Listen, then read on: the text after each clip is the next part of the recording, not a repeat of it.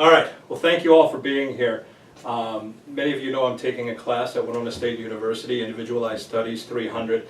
Our final assignment is asking us if we're capable of living a scholarly life and then using that trait in our home life and also in our careers. But how do you answer that? Chaucer, who has been the bane of many English students' existence, was quoted as saying, "The greatest scholars are not usually the wisest people."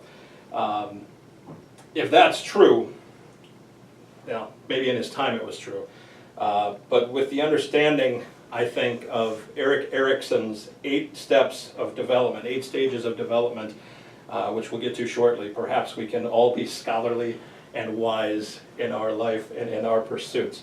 As for me, how am I living a scholarly life? How will I try to live a scholarly life? I'm eager to learn. I like to, for example, the last 5 years I've been learning how to play guitar. I've been learning how to garden. I've been learning how to do a lot of things in my life that I never thought I would do. But it's kept me active, it's kept my mind going, it's kept me pursuing something and trying to attain something. And I don't know if you can be perfect, but you strive for perfection in it, and that's certainly helped. As part of my job, I enjoy the research. I like to dig into the numbers, the statistics, the past, the history of some of the players, the athletes that we meet, the coaches that we come across, even the fans and families that come through our place. I really enjoy learning about them. I love interviewing people, and the big thing with that is listening. If you're an active listener, you can come back with an interesting question and keep a conversation going and moving on.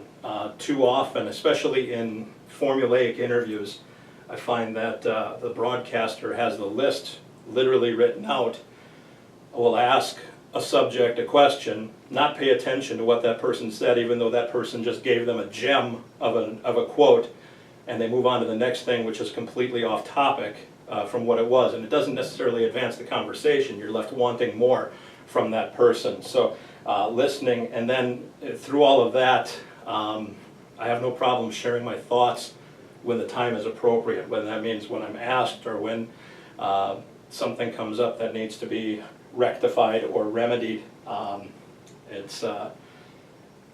It needs to be done. Now, sports teams, businesses in general, and this is just a generic flow chart for power in an office, but there's always a leader, but under that leader there are people giving him or her advice, and a good leader, the buck stops with them, and they make all the decisions, but they need to listen to everybody under them. They need to listen to everybody around them, try to make the best decision. To be a good team player, to be a good scholarly person, you need to be learned, you need to be active, you need to engage, you need to do all of these things. A good business, a solid business will have an environment that is open and willing to listen to each other and lead to success. Now, I mentioned Erik Erikson. Erik Erikson was a psychologist, kind of in the Freud school. He actually coined the term identity crisis.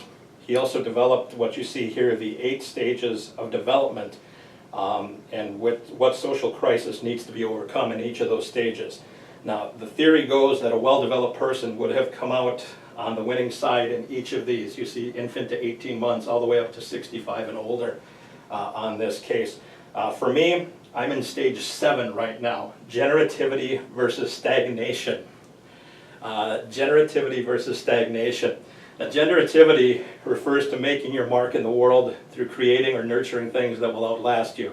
One of those ways is pictured here, my daughter. We have another daughter on the way, coming in March.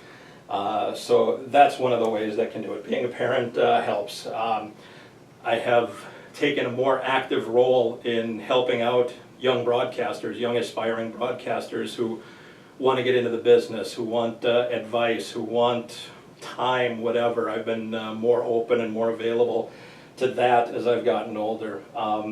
My church, I serve as a deacon. I'm giving more time there and helping out in causes and funerals, whatever needs to be done. I also am very active, fairly active with the Alzheimer's Association. Things I can do to give back a little bit and try to leave it better, as it says, nurturing things that will outlast you is what I try to do.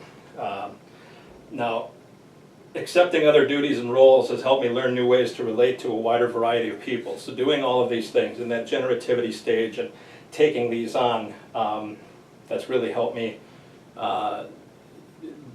become a better person, learn different things, pursue different things, become interested in different things. Things that I didn't know that I was interested in before. I've become open to these opportunities, and it's helped me a great deal. Our textbook in the class this quarter was called Luck is No Accident by John Crumbles and Al Levin. The premise was that chance occurrences can determine your life and career choices more than the careful planning that we do. One example that struck me in the book, there was a woman who was given basically two choices when she was young. And one of those was to go into law. And she thought law was her determined fate. It was all she was going to do, law this, law that. She gets into law school, she's there for about a third of the time of what she needs to be, and she is miserable. She cannot stand it, but she feels awful to quit because this has been predetermined for her. She has nothing else to do. This is all she's ever thought of. This is how it's going to be. Well, finally she gets so miserable she quits. It's unbearable. She can't do it anymore. So now she has all this free time. She goes back to some charitable work that she had done in the past. Through that she meets somebody else, she becomes a counselor, and now she has the career that she never thought was possible, but because she took the chance, opened up, and talked to somebody, now all of a sudden she's doing exactly what she wanted to do. My life is fairly similar. I always wanted to be in radio since I was 8 years old. I'm 45 now. After years of doing largely the same tasks in radio, I felt stunted, I felt held back. I wanted to do more, but I was afraid to leave because I had literally no other training. I blew off school. I went strictly just for radio. That's all I wanted to do. I wanted to get the job. College was to get the job. It wasn't necessarily to get the degree. It was to get the job in my mind, and I got the job. So I moved on. Well, I had no other training because of this, so I didn't know what to do. I was miserable, but I had no future. Eventually they fired me. It took them to kick me out to realize that I needed to make a change, and it was the best thing that ever happened to me. I feel bad that I was so weak, that I didn't trust myself, that I isolated myself so much from others, that I didn't talk to anybody, and this was the only way that it could work. But eventually I was fired. I got a job to pay the bills, and I made a list of what I wanted in the next job and what I didn't want in the next job, which was more important. 2 months later, I got the job as the University of Wisconsin hockey announcer, and 2 years later, I became the play-by-play announcer for the Milwaukee Admirals. At that point, I was in stage 6 on the Erickson stages. Adults who did not develop a positive self-concept in adolescence may experience feelings of loneliness and emotional isolation. I never spoke up for myself, never ever. I let it fester inside of me until it got to the point where I almost literally exploded. And I'm using the word literally because I know literally what I'm saying. I actually needed somebody to kick me out to be the best me. In conclusion, through all of that, I think we all have it within us, with a little wisdom, with recognizing the stages on the Erickson stages of development chart. I think we all have the aptitude and the capabilities of living a scholarly life. Even Steven Seagal, who says here, any great warrior is also a scholar, a poet, and an artist. We can all live a scholarly life. Thank you for your time.